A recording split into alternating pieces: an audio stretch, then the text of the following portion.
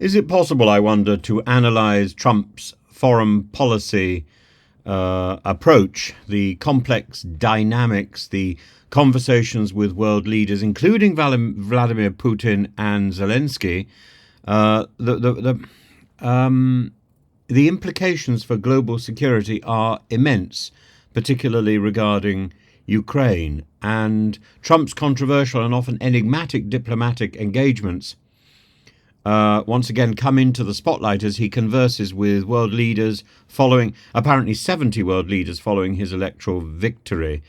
Having returned as president-elect, he's immediately launched on this series of high-profile conversations by telephone, and this flurry of diplomacy signals Trump's intention to position himself as a decisive and unconventional leader on the world stage, committed to reshaping the international order and negotiating new terms of engagement with America's allies and adversaries.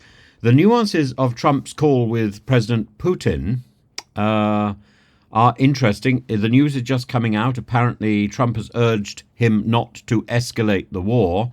His direct mention of the United States' substantial military presence in Europe is a tactical reminder meant to project strength, while offering a platform for dialogue, and this interaction is underpinned by Trump's campaign rhetoric, where he boasted that he could resolve the Ukraine war within a day, a claim both audacious and ambiguous, sparking questions about what concessions or strategies he might employ to achieve such an outcome. And of course, if he doesn't achieve such an outcome, he's going to come out of this or go into the inauguration with egg all over his face.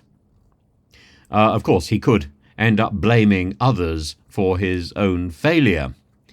And Putin's own reaction to Trump's election, praising Trump's approach, indicating a willingness for talks, reflects Russia's calculated interest in engaging with an American leader who has in the past shown both admiration for Putin's style of leadership and skepticism towards Ukraine's steadfast position. Putin clearly, and the Kremlin clearly, if Putin is not actually active, the Kremlin clearly has a desire to finish this war and is looking for any excuse to do so. And Trump may provide that excuse on whatever terms are available. Certainly the terms which were put forward so often in the Russian propaganda that Russia had presented a peace package which was so utterly unacceptable to Ukraine. And there's also the propaganda that this was stopped by Boris Johnson. Complete rubbish. The package which was presented, which was for Ukraine to acquiesce to the invasion of the Donbas region and the adjoining states, the continued acquisition of Crimea, and the demilitarization of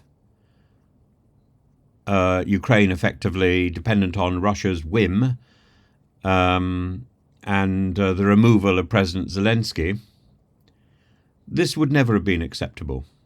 If this is all that Russia can offer as a peace deal, it won't be acceptable. It is possible that Trump could negotiate something that will provide a ceasefire for a period, but it will be a ceasefire during which Russia will be able to regroup and rearm and attack more ferociously in a few years' time. Putin's comment that Trump has acted like a real man after an assassination attempt adds a peculiar personal dimension to their rapport, emphasizing how these leaders have projected mutual respect in the background of global rivalry.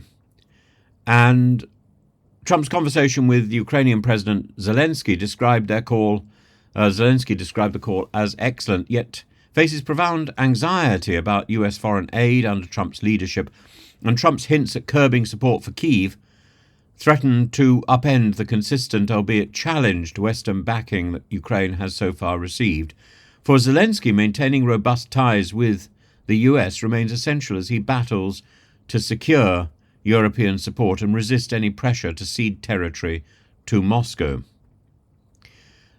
And Zelensky's broader stance, his impassioned address to European leaders in Hungary, where he stressed that conceding territory to Russia was unacceptable. This underscores the stakes of Ukraine's geopolitical struggle and highlights the precarious nature of Europe's cohesion in maintaining a united front against Russian aggression.